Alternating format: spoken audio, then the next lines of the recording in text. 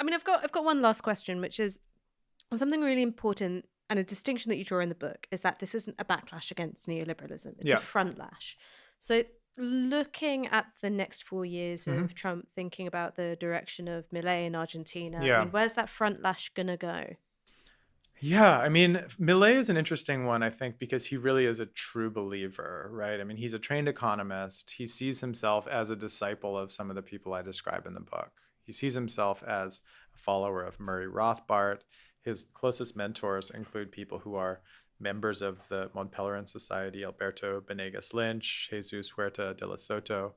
So he's very much in this world of like right-wing neoliberals. It takes no leap of interpretation. When he met Vivek Ramaswamy, as I mentioned in the conclusion, they like greeted each other, and Ramaswamy said, "You're more of a Mises guy. I'm more of a Hayek guy." And Millet said, "No, but we're both Rothbard guys." So, if you do the kind of intellectual history I do, occasionally you're like, what am I doing here? Like, does any of this even matter? Is it connected to the real world? And something like that happens, you're like, okay, thank you. Like, I, yes, I this, really needed that, yes, guys. this Thanks. plugs right in. Yes, thank you for, validating me, Javier. Your economy only had to suffer for it. But, if you look at him, I described him in a New Statesman piece as a monster of the mainstream. I mean, he's actually doing everything that like the finance markets want, right? The FT loves Millet. Actually love him even more now than they did at the beginning. They're a little concerned at the beginning, but now they're like, he's actually doing what he said.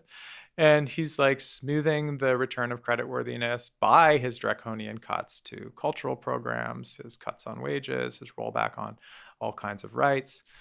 So as far as capital is concerned, even global capital, he's actually a hero. I mean, when he went to Davos and addressed the audience and said, you guys are the value creators. Outside are all the communists and the feminists and the Green parties and the Christian Democrats, and went down the list of like everyone that neoliberals have opposed since like 1947.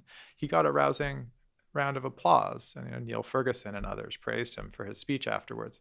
So he's a very good, to me, figure of the kind of front lash I was trying to describe, right? Appears to be a renegade, appears to be a creature of the right, appears to be completely culturally retrograde in certain ways, and yet does seem to be doing behind the scenes everything that the financial class would want. The current ruling set of policy advisors in the Trump administration is, I think, of a slightly different quality. The fact that you're America means you have leash that Argentina does not. You are, the issuer of the world's reserve currency. You are the world's biggest economy still, perhaps not for long, but still. So you have latitude and room for maneuver that allows for extremely risky forms of economic experimentation, which we are witnessing right now. Like the Liberation Day tariffs are of a kind that, if you look at the graphs of like relative tariff rates, I mean, it's above the 1930s. Like actually, the United States since the 19th century has never had these kind of barriers to trade. Any other country would be immediately just like expelled from the world economy by doing this. They can do it because they are America. And there are people inside of the Trump administration, I think, who have these ideas like maybe we can just have a period of quote unquote detox, have a period of maybe like low growth or even degrowth. But in the process, we will self-strengthen. We will maybe get back on a Marshall footing. Maybe we will even have to have a small war to bring a sense of meaning back into the lives of young men. But afterwards, we will be more autonomous than ever, and we won't be so dependent on these foreign countries for the production of all of our goods. And that's the kind of thought process going through the minds of some of the national conservatives and paleo-conservatives that actually bears no relationship to the neoliberal heritage at all by that time, right?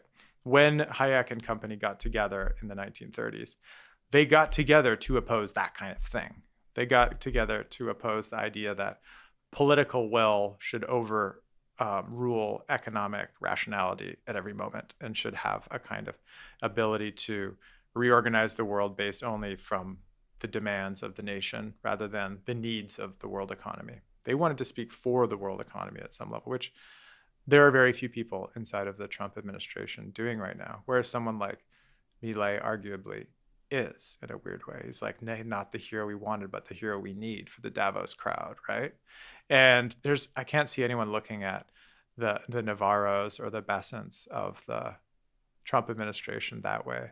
Rather, they're really out on a limb now and doing improvisational dancing of a kind that everyone is just looking at agog and say, what are they trying to convey? And nobody Flip table, see what happens. Nobody knows. Yes. And so in that sense, I understand in a way why there's some people on the kind of post-left who say, what are you being critical of? This is great. Like, the consensus is gone. All bets are off. Like, neoliberalism has been killed by its own makers. Why aren't we, ourselves like tap dancing the streets now? Because like a window has been opened for a brave and interesting new world. Reason I'm not joining them is because